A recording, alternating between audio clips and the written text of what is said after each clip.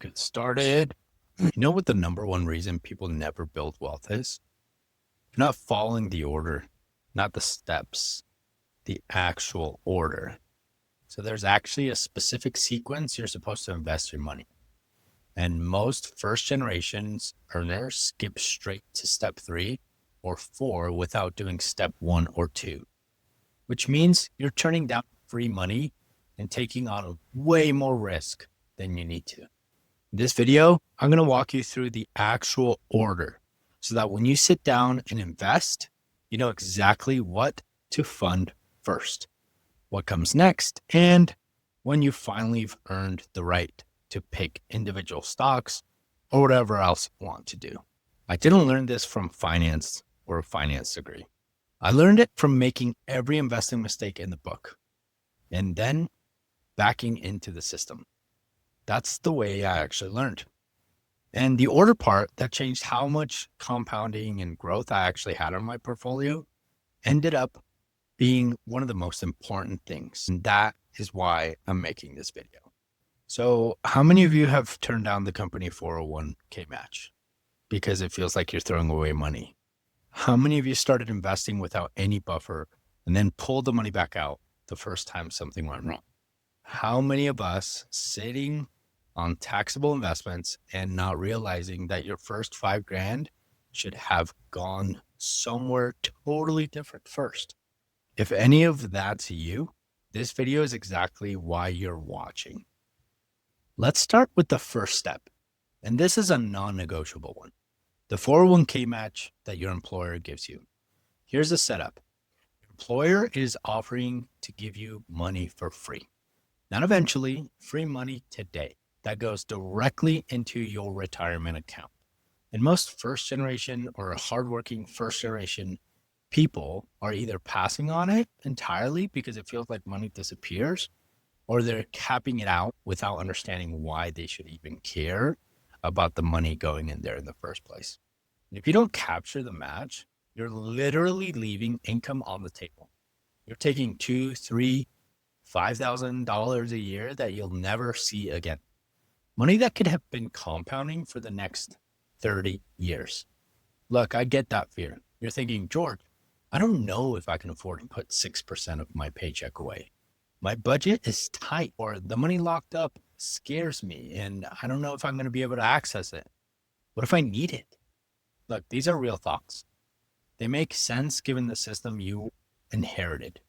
The system where having money on your checking account feels safe and putting it anywhere else feels risky. But that's the exact trap. The 401k match isn't an investment choice. It's a direct raise. Employer is literally handing you a percentage match for whatever you put in, usually 3 to 6%, and saying, here, that's more valuable than the equivalent of 5% raise almost anywhere else. It's free money. Rule number 1, capture the 401k match before you do anything else.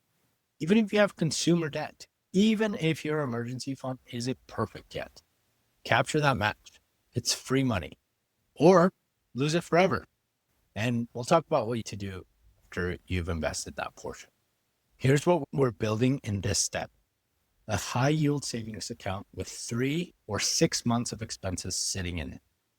This is what we called the float account in video 1, the previous video I put out. And the reason this matters right now is because the biggest wealth killer for first gen earners or anybody trying to build wealth right now isn't investment choices. It's pulling money back from investments because they don't have a buffer.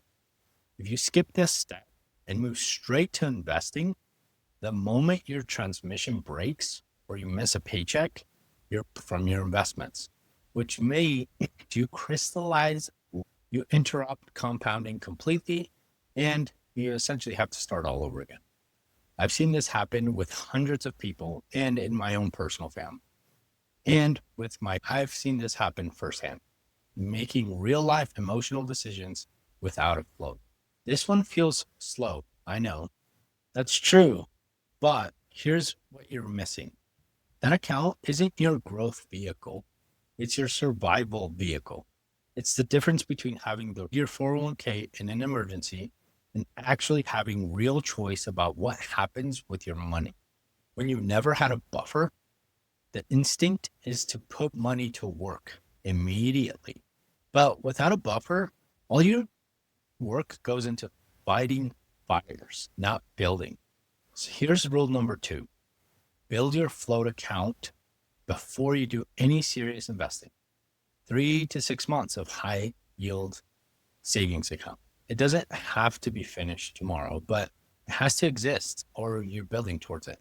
And it has to be growing. Once that's set, you've bought yourself permission to actually start to invest. The 4-category debt sort. In case you didn't watch that one, category 1 is the debt that's costing you the most per month. The payday loans, the high interest credit cards with 24%. The third step in the investment order is that any category 1 debt is paid down before you're maxing anything else out. Why? Because you can't outrun that interest rate. So if you skip this and you're paying 22% interest on a credit card while you're trying to grow a Roth at 7%, fighting yourself.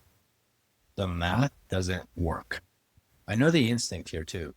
You see that first generation energy of, if I can invest, why would I pay off debt? True. But wealth only happens if the interest isn't eating your lunch first. This is why the order matters so much. You're not choosing between investing and paying debt. You're doing both in the right sequence. Rule number 3, pay down category 1 debt before you max out anything else. Now, before you start investing, you already did that with the match. But before you go hard on step 4, it's math, not shame. This is step 4. And this is where first generation wealth builders actually gets built. And first generation wealth happens. A Roth IRA, and specifically maxing it out. Here's what's happening. You've captured the match. Your float is stable. Category 1, debt is being handled. Now, everything else that you can invest goes into a Roth IRA until it's fully funded, which right now is $7,000 a year, or about $583 a month. And I need you to understand why. A 401k is powerful because your employer is matching it, but it comes with strings. You can't touch the money until 59 and a half without penalties. It's defined by rules that you set up. It's the most powerful account for first generation wealth builders and earners because you're putting it in after tax money, meaning you've already paid income tax on it. Everything in it that grows, every dollar that starts to compound is completely tax-free forever.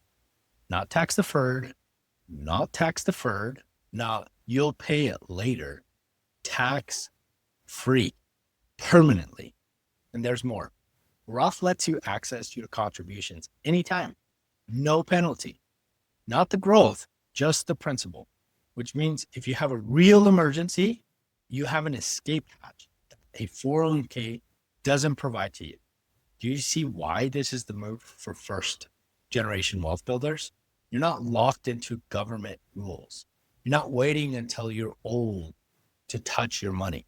You're building tax-free wealth that's genuinely accessible. Rule 4, max your Roth IRA.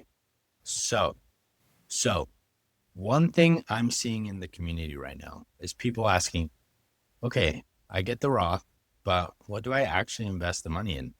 Do I pick individual stocks, index funds? How do I now blow this up? And guys, that's the right question, because putting money in a Roth without a plan is like having an emergency fund that you don't know how to use. The account is powerful, but the strategy has to match it too. I put together a 1-page Roth blueprint that breaks down exactly what to invest in first, the order that protects you and maximizes your growth. I'll link that in the description here below. Step 5, return the 401k and max it out. At this point, you've captured a match, you've built your float, you've handled category 1 type debt, You've maxed a Roth. You've got breathing room. Now the remaining money, everything you can invest goes back into the 401k until you hit the annual cap, which this year is $23,500. Why does this come after the Roth and not before? Because of tax efficiency. You already used the Roth's tax-free growth potential. Now you're using the 401k's deferred tax advantage. You're stacking them intentionally and building towards a more sustainable foundation. This is where some of you are thinking, but George, I'd rather have control over my money than let my employer manage it. Yeah, fair point. The 401k does have rules. It does come with restrictions, but here's the reality. You're in a marginal tax bracket right now, maybe 22%, maybe 24%.